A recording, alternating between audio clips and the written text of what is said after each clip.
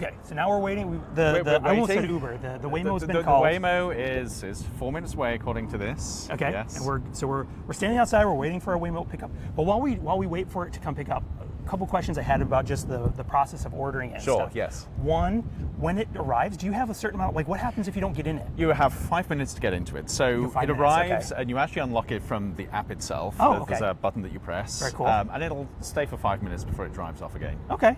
That's cool. And so it only unlocks if you have it just uses like NFC or? It uses some sort of localized signal. Okay. Yes, I'm not quite sure which one, but yes. Okay. Yeah. And how many times do you think you estimate? How many times have you taken? Oh goodness a me! More than 10? More than 10, I think. Okay. Yes. Okay. Yep. Yeah. Yep. That's cool. I'm excited because. Yes. Yeah. Although, okay, so the other question I had for you was when you are like signing up for the app and you're scrolling through and you click accept all the terms, right? So we're going to ask me what the terms say. Quiz, did you read them? But who does? Oh, I think I see it.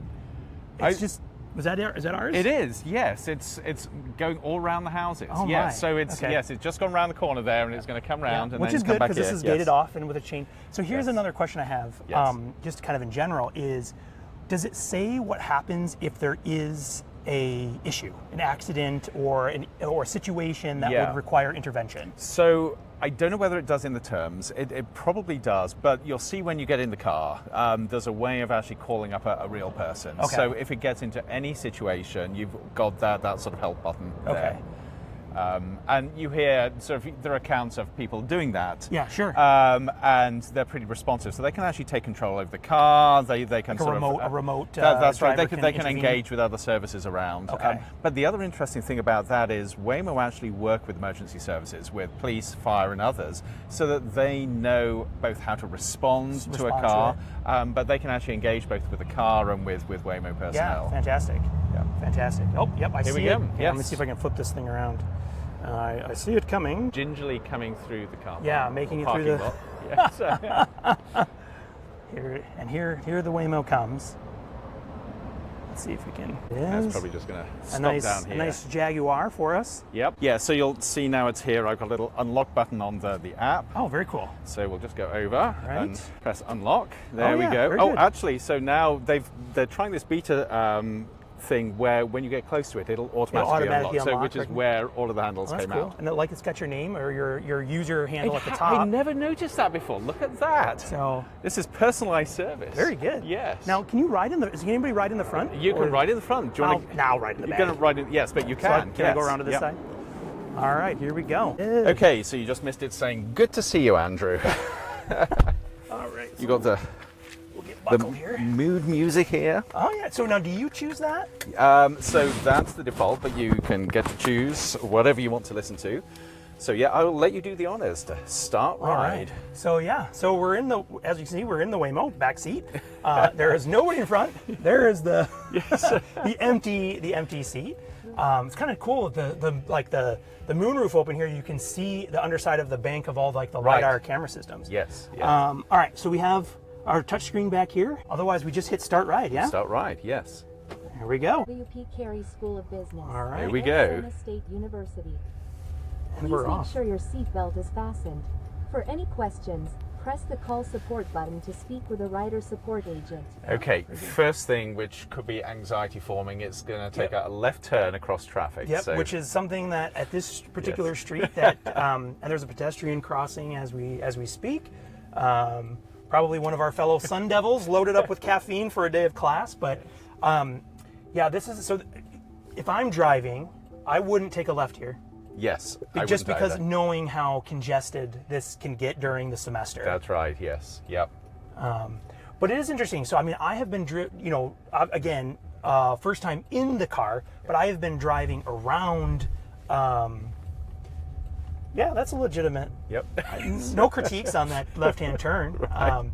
But I've been driving around these Waymos also, Yes. and have sort of adjusted to their what you might call like overly behaviors. cautious behavior, Right. right? Although I think that's been changing. So I noticed the other day, coming up to a light just as it was going from green to amber, it actually went straight through an amber. It obviously pulled a worked out. phoenix? It did. It did. Yeah, I feel like it, depending on where you are in this place, it's like yellow just means speed up faster and get through it. Right, you know? right. But that is one of the concerns when mixing, an autonomous vehicle with, full human environment. That's is it. We have expectations, like when I'm that exact thing. Yep. You expect someone to sort of blow through that yellow light, Right. and then when someone doesn't, you're then responding to the behavior. It's almost an antithesis of what you were thinking. See, that's it. And I get the impression that the people coding these systems have done a really good job of emulating human-like driving. Yeah. Now, this is interesting. We've got a car that's just stopped in front of us. Yeah. Let's see whether And this is fast. So even just in this short period, Yep. I completely almost forgot there was no one driving the right. car. It's so That easy was to wild. do, isn't it? Yeah, So as we're yeah. talking, Yep. the car, I think that's, so I come down, this is where I park. Right. And this is a very congested area with lots of construction. Yep. And it's real sort of confusing. So, Yep. and there's a car coming down the wrong way. That's Yeah. always good. But what I was going to say is, I get the sense that they're getting better at making it respond and drive like a human driver would, so that it behaves. If you're a human driver, it behaves like you would expect another human driver to do, which means you can anticipate it far more effectively. Yeah. No, even just as a passenger, Yes. the feel of how the car was driving has not made me anxious or otherwise concerned. Like it feels completely normal. Right. Yep. Maybe you could, if you're, I'll wear a hat as a pretend driving instructor. Maybe the only thing you can feel is a little bit more pressure on the brake. Yes. When turning. Yes. Than you might have with a human driver. But Yep. otherwise, yeah, it's very smooth. It's remarkably smooth, and as you say, there's nobody that insists that you talk to them in the front. There's no Right. awkward conversation. Yeah, the only slight fly in the ointment is that I've got to talk to you here. Normally I would be on my own. But... I'm sorry, I'm standing between you and absolute Right. serenity, peace of the driving. But this is a very pleasant, it's a very pleasant experience. And it's nice too that on the system here that you're seeing also some slight representations of presumably what the LiDAR camera system is detecting. Even the turn signals, that's interesting. Yes, you can see what it picks up. And I would be curious, again, from more of the technical perspective, it's interesting to watch it pick up a pedestrian also on the system, which is nice. Yep. Is how much is filtered out from what the car is able to see to what was represented on the dash. And I think a huge amount. Must be a huge because amount. you look at the models that companies like Waymo use, and there is a massive information. And if you think that it's detecting everything at 360 degrees, I forget what the distance is now, but last I saw it's 2, possibly 3 football fields. Yeah. So it can actually see, inverted commas, far more than any human driver can, and be aware of its environment at an incredible level. Yeah, no, and I've seen some examples of raw. For example, I think it was just purely the LiDAR technology with some of the newer systems, and it's fascinating when you see that sort of. It's almost like Matrix style. You can see absolutely these is, points. yes, It's like pointillism at its best, but Right, you can see right. this incredible rich. And again, thinking about the way that these technologies might work, either independently as full self-driving or as a and that's interesting. So a student just jaywalked walked straight out, and the car responded. The car responded beautifully. Yeah. But also that mixture of being able to see I could see even just myself, if I could retrofit my old Theseus car Yes. with a LiDAR system where I could see, Everything even if around, the yes. car would never have any autonomous features itself, Yep. but I could see this information, especially in low visibility, low light, that could be tremendously valuable. Yep. So you're beginning to talk yourself into actually getting a Tesla, because and in fact we ought to do the test drive. Find somebody with FSD in a Tesla, so you can get the other. I'll tell you right now, the absolute deal breaker is there's no Apple CarPlay. There we are. Done yes. deal. Can't do it. Yep. Can't do it. Missed a trick there. I can't do it. But it is interesting, and because one of the things too that I think is just a concern from the technological perspective of readiness, right? Is the expense of LiDAR. Right. I mean, getting better, of course, Yep. but still a very expensive technology, which is, I think so. And again, I think this is something that we will. Almost there. Oh, Don't there we are. forget your phone, keys, or bag. Okay, Yeah, so don't this is forget going to be those. interesting. This is the first time I've done a round trip, so we'll see what happens when it gets there. But yes, the LiDAR question is something that I think we'll get to in a later episode, because there is this tension between, do you use expensive LiDAR that can see an awful lot, or do you do the full optical camera route, which is more akin to how humans drive? Yep. Way cheaper, but obviously you can't detect as much. Yeah.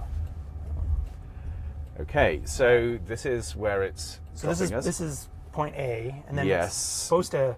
So we booked a round trip, You're so here. we're going to see how this Please works. Make sure it's clear Yep. before exiting. Okay, so now we could either get out, or it just asks whether we want to resume the okay. drive. So we're just going to resume the Resume drive, because we're just on a jolly Very here. cool, yeah. Okay, and this is right. Look at this. Okay, we can resume drive on the dashboard here. Yep. So theoretically, There we go. would you? I wonder. Well, I mean, you're not a representative of So Waymo no. services, but I wonder for if I was going to run an errand, Yeah. if I could do the round trip like this and have it. But See, or does it only wait that 5 I minutes and then book it out? don't know. That would be interesting to find out. Yeah, because that would be. I mean, that now you're talking for me.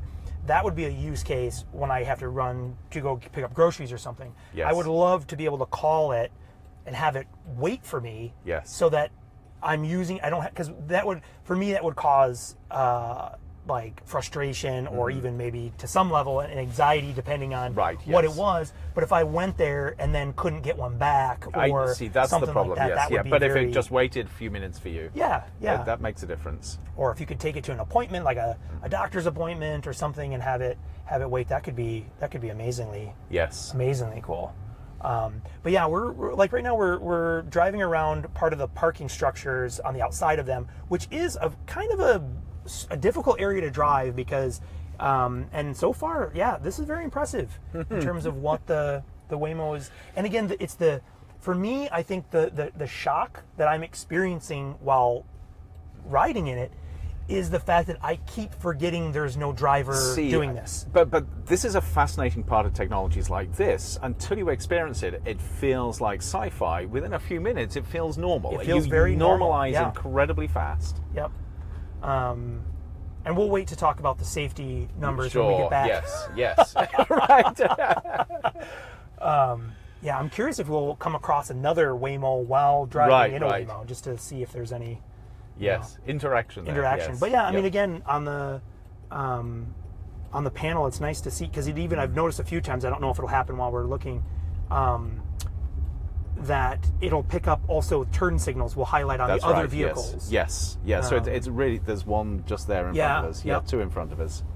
And then we'll see, because right now, even this is an interesting thing. So a couple years ago in Tempe, they put in this light rail tracks here. So the car is driving on what is a shared lane that also shares it with the light rail system. Right. Yes. And yeah, it did just as well as anyone I've seen drive on that. So this is a point which I find fascinating. So you've got this geofenced area, but the routes it takes within that area are sometimes not intuitive. Right. So now we're going all around the houses to get back to when where we we would are. just turn right here It's- normally. We're going three sides of a square, I think, at the moment. Yeah. Which is, I mean, if you're in for a gentle drive, it's fine. If you're in a hurry, probably Yes. not If so you're, much of you what know, you want. Because it says drop off in 5 minutes. I'm like, I could get us there in 1. Right. And that's why we're going autonomous rather than having a human drive. Well, that's it. But you get a nice view of the houses around the campus. Yeah, that's This true. is really quite pleasant. Get some nice, well, maybe we went by a place that had all the property on the yard, or property Yes, on yes, the yard. so So maybe yes. not that one, but no, it is nice. Speed bumps, it seems Yep. to be navigating Yeah, well. It's taking them slower than Yes. than Right, most cab right, drivers I've right. ridden with have. But yeah, no, this is quite impressive. Yep.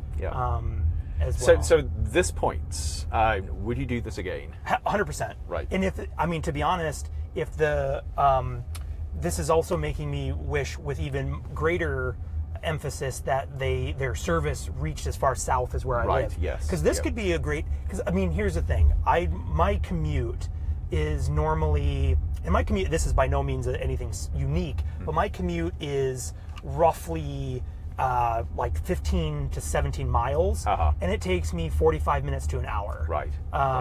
Just because of the congestion of traffic and stuff. But if I could spend that time actually doing stuff, working, just kind of getting a jump on the day, or at least just taking the cognitive load off of having to be the one driving. Right. Yeah. That would be. I mean, I could see why this could be very. Yeah. And so useful. You take it one step further. So we're sitting in a conventional car here in terms of seats in front. Yep. You've got the driving stuff there.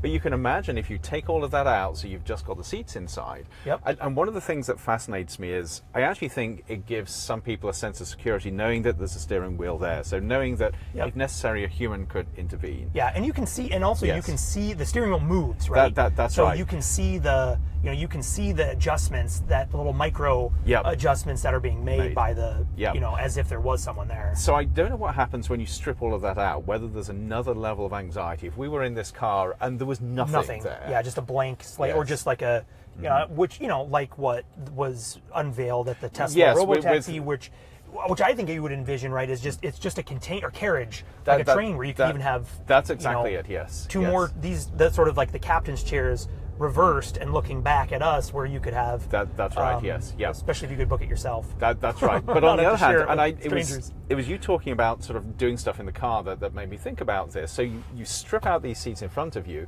You have the possibility of a table or something there that you can put your laptop on. Yep. So then that gets really quite interesting as long as you can actually work in a moving car, which is another thing. Yeah. Because you've still got the wheels and the suspension and everything. That's true. I mean, if you get car sick reading, right. Autonomy is not going to solve that, unfortunately. Yes, that's where we had the hover cars coming. Yes.